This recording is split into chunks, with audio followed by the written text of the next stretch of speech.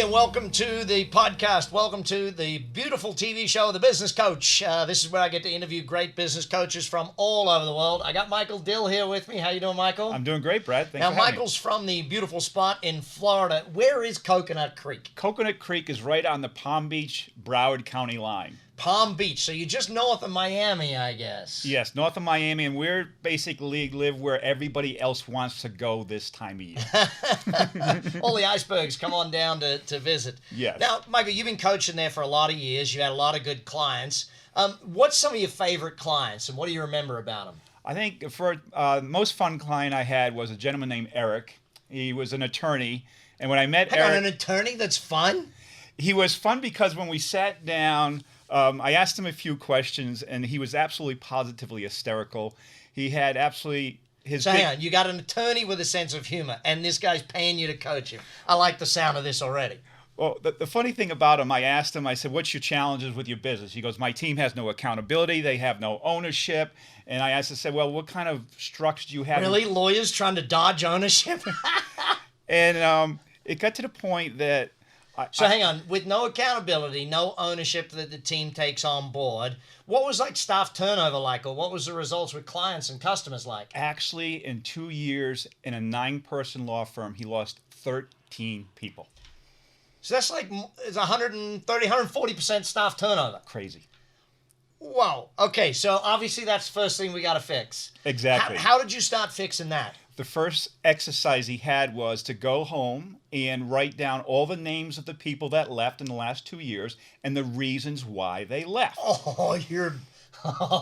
That's tough. So he came back, and his response was, well, Brad was this, and Faye was that, and John was this. So he gave me all the reasons why they were messed up. I said... Every below the point exactly. excuse that could so be. I said, well, Eric, thank you very much for participating. We're going to do this again a little bit differently. We're going to go back and do it again, and you're going to write down all the reasons they left and what you could have done better to make sure it doesn't happen again, and we're going to put it in place so it doesn't happen again. So, okay, lesson for business owners. What's going on in your business? I always said, Michael, that the fish stinks from the head down. That's like what I try and teach my clients, and until they're willing to take ownership, nothing's going to change. Absolutely. And the funniest thing, Brad, was when he came back for the second session, I said, so how was doing the homework this time? He goes, whoa, it was a lot harder the second time. I'm sure it was. When you can't blame your staff, it got harder. Amazing the way that works. So, okay, what did he have to do? Did you have to build a structure in with the team, like do an org chart? Where did you start with that Absolutely. stuff? What we did is first we created the vision, mission, and culture, because I believe if you don't have a vision and mission and purpose of where you're going, your people are just clocking in and clocking out. Yeah. They have no purpose. So we created that with the team involved. And then, of course, we put the position agreements in place and the review process in place and the hiring process in place. And I remember the first time he goes, I have this girl, like, I'm ready to hire right on the spot. I was like, no, follow the process. You know, one of the greatest things about business is that a lot of business owners are like high Ds, the dominant, must-do-it-now type people. I guess it must be painful for them to have... I mean, some people it's painful to have a coach because we make them speed up. Others it's painful because we make them slow down. This guy was obviously a slow down guy. He did not want to go outside of his comfort zone. When I first said about the team ownership and such, I said, well, tell me about the meetings you have. He goes, well, I don't have meetings. I said, well, tell me about the review process. He goes, I don't have reviews. I said, well, do you sit down with them all? He goes, no. I said, why? He goes, well, they're only going to ask me for more money. And then I joked. I made a joke. I said, let me ask you a question. If you're going down a hallway and if one of the team is coming at you, do you kind of like make eye contact at the baseboard on the floor so you don't have to make eye contact with them? And he goes, that's not good, is it? I'm like, oh, jeez. Really? That's what he was doing? It was just hysterical. I'm like, oh, this is awesome. This is great. It is a challenge. And for everyone listening to the show or watching the show, I think you got to realize that as business owners, until you take ownership for what you're doing, it's not going to change. It's not going to shift. So take me then. Obviously, he's changed. He's got what's been the result? The result is 100% retention since we started working together. So obviously, higher profitability. You got better retention. You got better productivity. You got all that. And we did a team training about 4 months later into it, and everyone on his team said I would not work for anybody else but him. Wow. And his disc profile changed. He got more outside of his comfort zone. He got more friendly. He got more working with the team. And the biggest thing he realized when he did the first review, he called me up. He goes, Coach, you're not going to believe what happened. I said, what? He goes, they want this. I said, what? They they wanted accountability, but I never put the accountability structure in place. Wow. Yeah, your team do want to do a great job. That's the thing. Yes. When you hire people, they want to do a great job. They want to know they're doing a great job. They want feedback from you about, am I doing a good job or a bad job? Absolutely. All right. Take me through another client then that's one of your favorites over the years. I have to say, Matt. Matt was great. It was a lesson for me. I did an exercise the week before that. What an ideal client was. I articulated. I wrote it down. Okay, so that's a lesson for everybody, by Yes, the way. absolutely. And as a coach, you have to do this Absolutely. as well. No What does question. your ideal client look like? Do the exercise, because you're never going to get great clients unless you know what they look like. Absolutely. So Matt and I were sitting down at his office, and he looked me right in the eye. He goes, "What would be a perfect client for you?" And I'm like, "You would." He goes, "Me?" I said, "Absolutely." He goes, "Why?" Tell me why. Yeah, why Matt? He had the attitude. He was like a dry sponge that would take whatever you give him. He wanted to learn. He wanted to be a leader. He wanted to be the best. He wanted to stand out. And I looked him right in the eye and said, "You and I would absolutely positively crush it together." You know, it's funny because a lot of people think, oh, I got to get a coach because I'm failing. The actual people that get coaches that do the best are the ones that are already doing good and want to do amazing. Yes, absolutely. Okay, so tell me about Matt. Younger guy, older guy? Younger guy. And if you may remember Matt, he came down to your millionaire training in Miami. And he actually, I said, "I'm going to introduce you to Brad." He goes, "Oh my God, what am I going to say?" I said, "You're going to tell him that in 6 months, I'm going to be up on stage in Orlando, and you're going to hand me the Young Entrepreneur of the Year award." I remember this kid. And 6 All months right. later, he said, He's not "Brad." that much of a kid. I'm not that old. I'm not.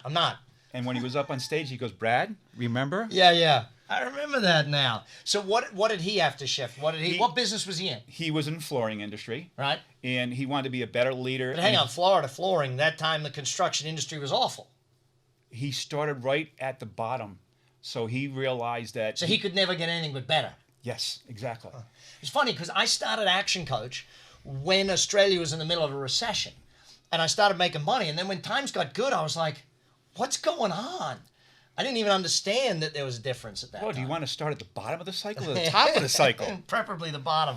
But, okay, so young guy, what did you have to do with him? With Matt, he really wanted to be the best. He wanted to work more on the business versus in the business. So he created a structure of delegation to start creating an organizational chart of how he was going to step back and delegate a lot to his team. So he had a pretty strong vision. Now it needed to be enacted. Yes, and then we created the vision, the mission, the culture.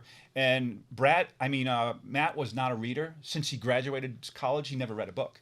He's read 66 books since then. Dang. And I always talk about a book a week. Some people take me seriously. Most don't. This did. guy obviously took us seriously, buddy.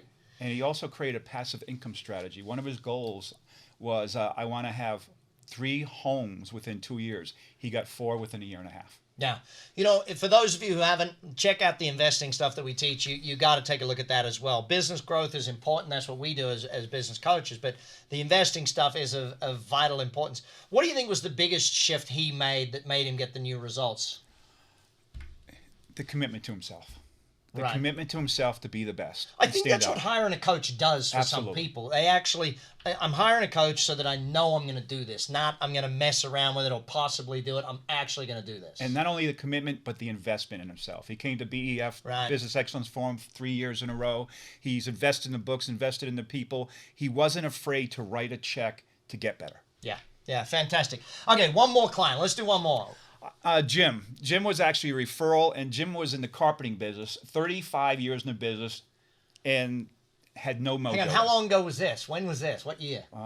3 years ago. 3 years ago. So 2015, no mojo left because he fought through all of the tough. 35 Oh my years, God. he's like done with So it. he went through the downturn in the economy, Florida's massive negative. He survived all that. I can understand having no mojo left at that point. And the first question I asked him, so how'd you do last year?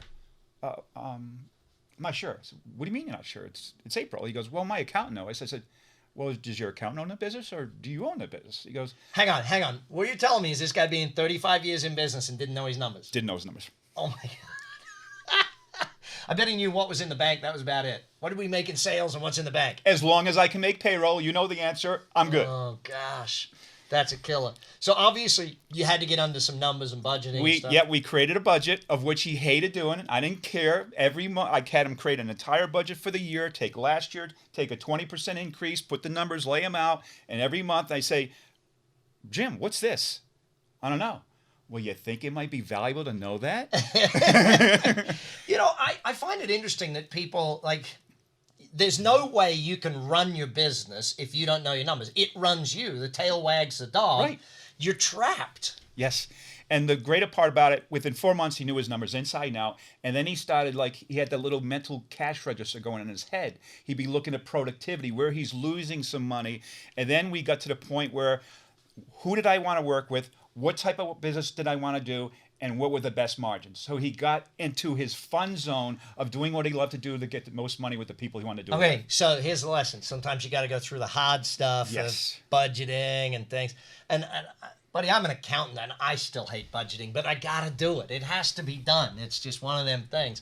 It's like, if you want to stay fit, you still got to do the stuff. So where's he at now? I mean, 35 years. Did he take vacations in the 35 years? Yes, well, first of all, he had his 2 best years ever in business, year 36 and 37, after he knew his numbers. And we got him to take a 2-week vacation twice a year. And the biggest testimonial is where he goes, on the first coaching call when he got back, he goes, Mike, I took 2 weeks off and, man, it almost seems like this place runs better without me. And that's the goal. Yes. I mean, that is the goal. Build a business that works so you don't have to. Mike, it's been a pleasure having you here. I love listening to your stories of your clients. Thank you. I know now for anyone looking for a coach, call Mike. You got to call the guy, have a chat with him. Look at growing your business. I love the business we're in, and I think it's a lot of fun. This is the Business Coach TV show. Join us again next week for our next coach so we get to interview and find out more lessons on how to grow your business.